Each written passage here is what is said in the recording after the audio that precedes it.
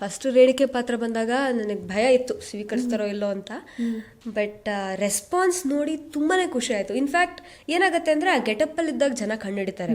But ಇಲ್ಲಿ ಹೆಂಗೆ ಅಂದ್ರೆ ನಾನು ಗೆಟಪ್ಪಲ್ಲಿ ಇಲ್ಲ ಅಂದ್ರು ನಾರ್ಮಲ್ ಆಗಿದ್ರು ಬಂದ್ಬಿಟ್ಟು ಕಣ್ಣೋಡೆ ಕಣ್ಣಿಡ್ತಾರೆ, ನೀವೇ ಅಲ್ವಾ ರೇಣುಕೆ ಮಾಡ್ತಿರೋದು ಅಂತ.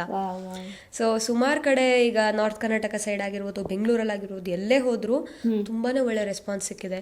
ಟಿವಿ ಆನ್ ಆದ್ರೆ ಎಲ್ಲ ಭಕ್ತಿಯಿಂದ ನೋಡ್ತಾರೆ, ಅದು ಖುಷಿ ಆಗತ್ತೆ. ಎಲ್ಲ ದೇವತೆ ತರ ನೋಡ್ತಾರಲ್ಲ ಅಂತ.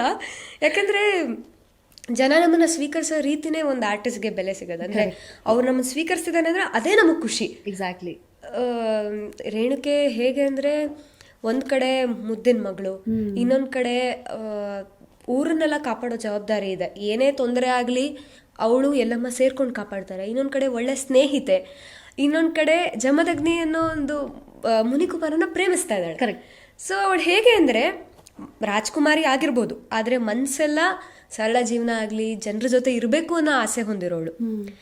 ರೇಣುಕೆ ಪಾತ್ರ ಅಂತೂ ಹೇಳಬೇಕು ಅಂದ್ರೆ ಐ ಆಮ್ ಬ್ಲೆಸ್ಡ್. ನಿಜ ಪಾತ್ರ ಮಾಡಕ್ಕೆ ಬ್ಲೆಸ್ಡ್ ಅಂತ ಹೇಳ್ಬೋದು. ಯಾಕಂದ್ರೆ ಎಷ್ಟು ತರದ ಎಮೋಷನ್ಸ್ ಇದೆ ಅಂದ್ರೆ ಯಾವ್ಯಾವ ತರ ಸೀನ್ಸ್ ಮಾಡಿದೀನಿ ನನಗೆ ಲೆಕ್ಕ ಇಲ್ಲ. ಆ ತರ ಸೀನ್ಸ್ ಎಲ್ಲ ಮಾಡ್ಬಿಟ್ಟಿದ್ದೀನಿ.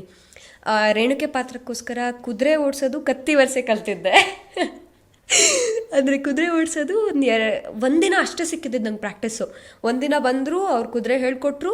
ಫಸ್ಟ್ ಪ್ರೋಮೋ ಶಾಟಿಗೆ ನಾನೇನು ಮಾಡಬೇಕು, ಫುಲ್ ಒಂದು ಕೆರೆ ಸುತ್ತ ಬಾರ್ಡ್ರಲ್ಲಿ ಕುದುರೆ ಓಡಿಸ್ಬೇಕು.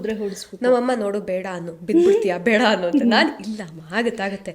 ಆ ಟೈಮಲ್ಲಿ ಅದೇನಾಯ್ತೋ ಗೊತ್ತಿಲ್ಲ ಅಕ್ಕ, ಸೀರಿಯಸ್ಲಿ ನಾನೊಂದ್ಸಲ ಆ ಕುದುರೆ ಹತ್ತಿ ಆ ಗೆಟಪ್ಪಲ್ಲಿ ಕೂತಾಗ ಮರ್ತೇ ಹೋಯ್ತು ನನ್ನ ಮಹತಿ ಅಂತ. ಆ ಟೈಮಲ್ಲಿ ನಾನು ಹೆಂಗಾಗಿದೆ ಅಂದರೆ ನಾನು ರೇಣುಕೆ ಕುದುರೆ ಓಡಿಸ್ತಿದ್ದೀನಿ, ನಾನು ರಾಜ್ಕುಮಾರಿ, ಅಷ್ಟೇ ನನ್ನ ತಲೆಯಲ್ಲಿದ್ದು. ಸೊ ನನಗೆ ಇಷ್ಟಿಷ್ಟು ಭಯ ಅನ್ನೋದಾಗಿಲ್ಲ. ಎಲ್ಲ ಅಲ್ಲಿ ಕಿರ್ಚ್ಕೋತಾ ಇದ್ದಾರೆ, ಬೀಳ್ತೀರಾ ಮೇಡಮ್, ಬೇಡ ಬೀಳ್ತೀರಾ ಅಂತ. ಬಟ್ ಆ ಧೈರ್ಯ ಒಳಗಿಂದ ಬಂತು. ಒಂಥರ ಆ ಕುದುರೆ ಓಡಿಸೋದು ಆ ಧೈರ್ಯ ಒಳಗಿಂದ ಬಂತು. ಹಾಗಾಗಿ ನಂಗೆ ಕೆರೆ ಸುತ್ತಾ ಇದ್ರು ಭಯ ಆಗಿಲ್ಲ ನನಗೆ. ಪಾತ್ರ ತಾನೇ ಮಾಡ್ಬೇಕಷ್ಟೇ ಆ ಥರ ಧೈರ್ಯ ಆಯ್ತು ನನಗೆ.